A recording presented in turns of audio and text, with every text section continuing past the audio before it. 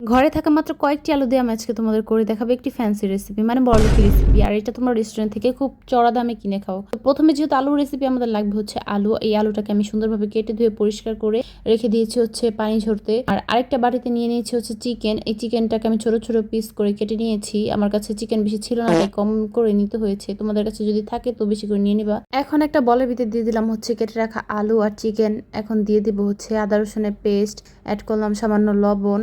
এখন দিব পরিমাণ মতো হলুদের গুঁড়ো, মরিচের গুঁড়ো, ধনিয়া গুঁড়ো, সব গুঁড়ো মশলা দিয়ে নিব।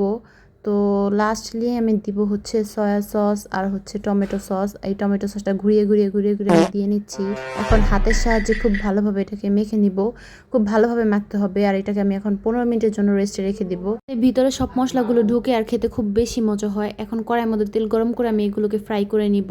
তোমরা চাইলে এটা শুধু শুধু এইভাবে খেতে পারো, আর যদি মেয়োনিজ থাকে তো এটা তোমরা মিট বক্সের মতো বানিয়ে খাবা, তাহলে আরো মজা লাগবে। আমার পার্সোনালি এরকম নর্মাল ভাবে খেতে খুব বেশি ভালো লাগে, তাই আমি এভাবেই খাই। তো তোমাদের রেসিপিটা কেমন লাগলো সবাই কমেন্ট করে জানাবা। ভালো লাগলে কেমন শেয়ার করতে একদম ভুলবা না। Tata bye.